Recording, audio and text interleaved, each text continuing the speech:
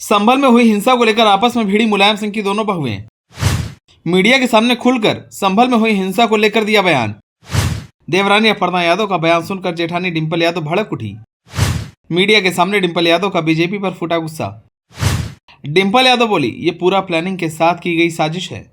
चलिए आपको बताते हैं। जामा मस्जिद सर्वे को लेकर संभल में हुई हिंसा पर खूब सियासत हो रही है। समाजवादी पार्टी और कांग्रेस समेत विपक्षी दल बीजेपी और योगी सरकार पर आरोप लगा रहे हैं। इसी के साथ विपक्षी दल यूपी पुलिस को भी कटघरे में खड़ा कर रहे हैं। वहीं इसी बीच संभल में हुई हिंसा को लेकर मुलायम सिंह की दोनों बहुएं यानी कि डिंपल यादव और अपर्णा यादव एक दूसरे के आमने सामने आ गयी। जहाँ एक तरफ मुलायम सिंह की छोटी बहू संभल में हुई हिंसा को लेकर बीजेपी का साथ देती नजर आ रही है, तो वहीं दूसरी तरफ मुलायम सिंह की बड़ी बहू डिंपल यादव बीजेपी पर खूब जमकर बरस रही है। आपको बता दें कि मीडिया ने अपर्णा यादव से संभल में हुई हिंसा को लेकर सवाल पूछा, तो इस पर अपर्णा यादव ने जवाब देते हुए कहा कि प्रदेश में गुंडाई बर्दाश्त नहीं की जाएगी। संभल में धार्मिक स्थल के सर्वे को लेकर हुई हिंसा पर महिला आयोग की उपाध्यक्ष अपर्णा यादव ने कहा कि पूरे प्रकरण को मैंने समझा नहीं है। प्रदेश में किसी भी तरीके की गुंडाई व दबंगई बर्दाश्त नहीं की जाएगी। आवश्यकता पड़ने पर पुलिस व सशस्त्र बल का प्रयोग किया जाएगा। अपर्णा यादव के इस बयान के अगले ही दिन डिंपल यादव ने अपर्णा यादव का बिना नाम लिए करारा जवाब दिया। जब मीडिया ने मुलायम सिंह यादव की बड़ी बहू और मैनपुरी से सांसद डिंपल यादव से संभल में हुई हिंसा को लेकर सवाल पूछा, तो डिंपल यादव ने मीडिया के सवालों से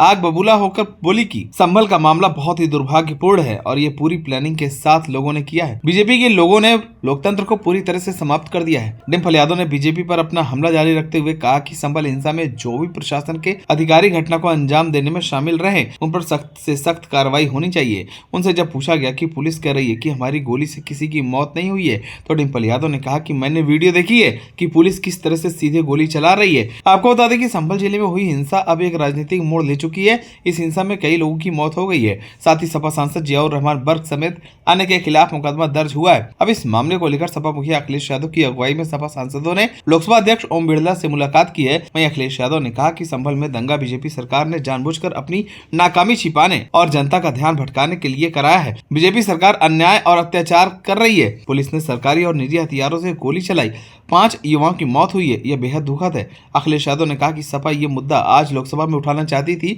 लेकिन मौका नहीं दिया। जब मौका मिलेगा तब हम लोग इसे सदन में उठाएंगे। सपा का प्रतिनिधिमंडल भी संभल जाएगा, वहां के लोगों की दुख दर्द और परेशानी में शामिल होगा। अखिलेश यादव ने कहा कि इस तरह से भाजपा सरकार ने कानपुर में बड़ी संख्या में लोगों के खिलाफ अज्ञात में मुकदमा लिखवाया था और वसूली की थी। अखिलेश यादव ने कहा कि अगर कोई अन्याय का विरोध करता है तो सरकार के अधिकारी उसके ही खिलाफ मुकदमा करा देते हैं। संभल में सपा सांसद जियाउर रहमान बर्क उस दिन संभल में नहीं थे, बेंगलुरु में थे, अपने कार्यक्रम में थे। उनके खिलाफ झूठा मुकदमा लिख दिया गया। उन्होंने कहा कि बीजेपी ने चुनाव में जो लूट की उसे छिपाने के लिए जानबूझकर दंगा कराया। लोग तो यह भी कह रहे हैं कि साबरमती फिल्म देखकर कुछ लोगों को लगा कि उन्हें भी बड़ा नेता बनना है, इसलिए यह कराया गया है। अखिलेश यादव ने आगे कहा कि संभल घटना के लिए याचिकाकर्ता के साथ ही प्रशासन और सरकार जिम्मेदार है। घटना के जिम्मेदार अधिकारियों को निलंबित करना चाहिए, उन पर हत्या का मुकदमा चलाया जाना चाहिए, जिससे भविष्य में कोई इस प्रकार संविधान विरोधी कार्य को अंजाम न दे सके। आपको बता दें कि इन दिनों यूपी में मंदिर मस्जिद को लेकर खूब राजनीति हो रही है।